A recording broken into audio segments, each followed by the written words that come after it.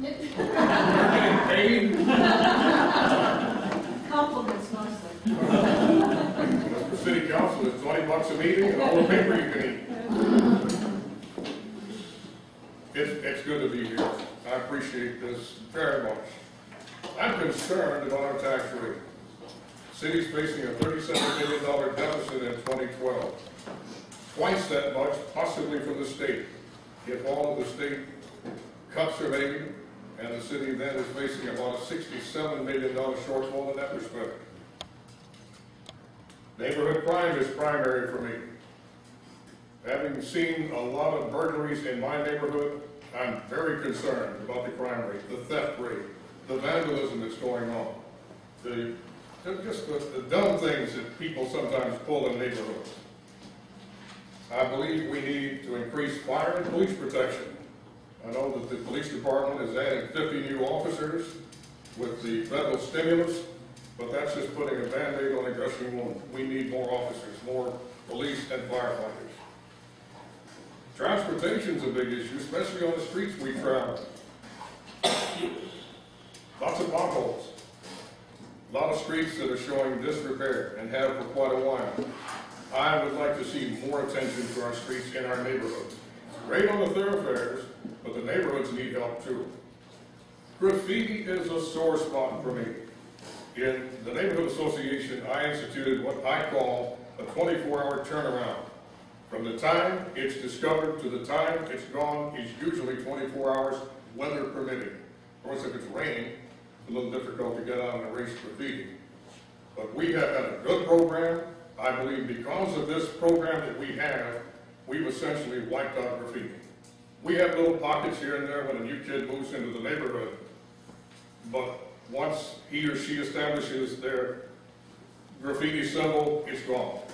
And I believe they eventually give up. They either move away, get arrested, or like I say, give up. I'd like to make graffiti a more serious crime, the penalty a little more stiffer than what it is right now. Make sure your garbage is picked up. That's one time a week now, folks. Recyclables one time a week. Those cans are pretty big, but they don't always hold everything that we need to put out. I'll make sure your garbage is picked up. Keep a close eye on CPS and SAWS. The track record on both of them leaves a little bit to be desired. And especially where CPS is concerned, and that ill-fated attempt to try to add more power to the STNP, the city taking more energy to the STNP. Keep a close eye on other things that go on where CPS and SAWS are concerned. I'll champion a new positive development in this area and keep an eye on those that may be in deterioration. Barron Bible is a primary example of that. And it's moving up Thousand Oaks, it's moving up Nacogdoches. I don't want to see that happen. Thousand Oaks going toward 1604. Something about me. Spent nearly 40 years with WOAI Radio, as was said. Most of those years were spent covering City Hall, the City Council, on a daily basis. I know the issues. I know the people. I know the management. I know the department heads. God willing, if I'm elected June 1, I can hit the ground running with no lapse in time. I know who to call when there's a problem. And I can make that work for District 10. I have endorsements from all of the former District 10 council members, along with a host of other government, civic, business, and neighborhood leaders. That shows confidence that they have in me, and I appreciate it. My mother was born and raised here. Her dad was a horse cop back in the early 1900s, and I'm sure he had some stories to tell about things that went on in San Antonio. So my roots are deep, very deep.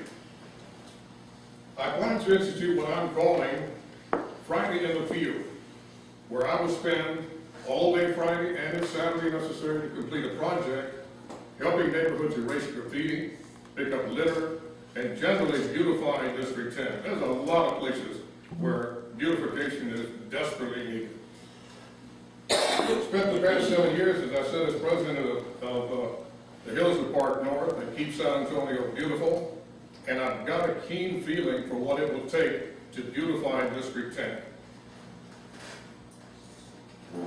I received the District 10 Making a Difference Award several years ago, which honored me for my efforts to erase graffiti and to pick up litter. It's nice to know that people recognize the fact that I was putting out the extra effort. And I love San Antonio, I love District 10, and I don't want to see it go south like some other districts have. I'm conservative, I'm motivated, not afraid to stand up. I'm only 5'6", but I've been known to look up to people a lot taller than I am.